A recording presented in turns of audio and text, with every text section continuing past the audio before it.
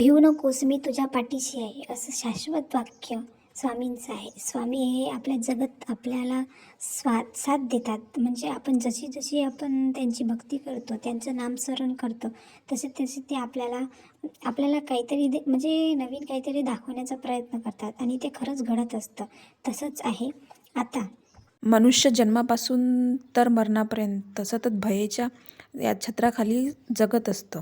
हे कुणीही नाकारू शकत नाही. जर हे कुणी नाकारायचं ठरवलं तर तो स्वतःची आत्मवंचना करतो असे मानावे लागेल.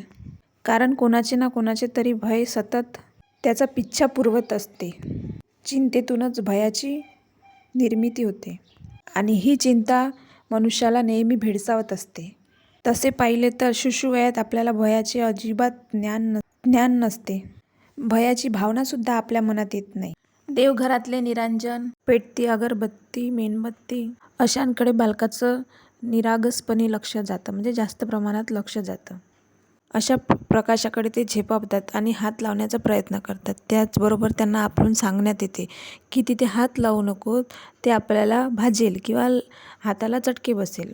त्याच्यामध्ये असतं भय. लहानपणापासूनच आपल्याला शिकवलं जातं की ते असं नको करू, तिथे तसं नको करू. जर तू काही करशील तर पोलीस तुला पकडून नेईल किंवा तुला इजा होईल. आपल्याला लहानपणापासूनच भय दाखवलं जातं. तसेच म्हणजे मोठे माणसं काहीतरी भय दाखवते आणि त्याच्यात वाईट असते असं काहीच नाही आहे. पण ते भय नाही दाखवलं तर आपण जे बालक असतात किंवा जे छोटी मुलं असतात ते सुधरत नाही किंवा वाईट मार्गाला लागण्याचा प्रयत्न करते. म्हणून जे काही सांगितलं जाते ते चांगल्यासाठीच सांगितलं जाते.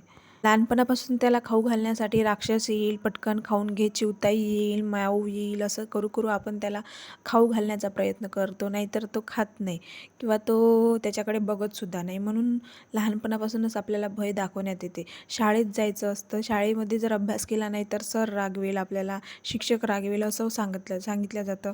त्याचबरोबर जर आपण कॉलेजमध्ये जाऊ किंवा समोर आपल्याला जोपर्यंत जसं जसं मोठं होत जातं तसं तसं भय हा आपल्याला आयुष्यामध्ये न सोडणारा, म्हणजे एक असं सांगितलंच जाते, न सोडणारा प्राणी असल्यासारखा असतो. तो आपल्या आयुष्यात नेहमीच असतो. असं सांगूनच म्हणजे भिवू नकोस, स्वामी असंच सांगतात, तू भिवू नकोस, नेहमी मी तुझ्या पाठीशी राहिले. भय हे कायम नसलं तेच चांगलं आहे. म्हणून सांगतात स्वामी, भिवू नको, मी तुझ्या नेहमी पाठीशी राहील.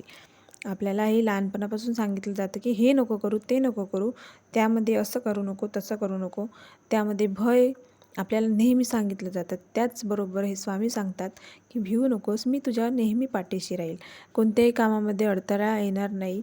जर तू भीत राहिला तर तुझं काम काही सरळ पूर्णपणे होणार नाही. म्हणून भिवू नको, मी तुझ्या पाठीशी आहे.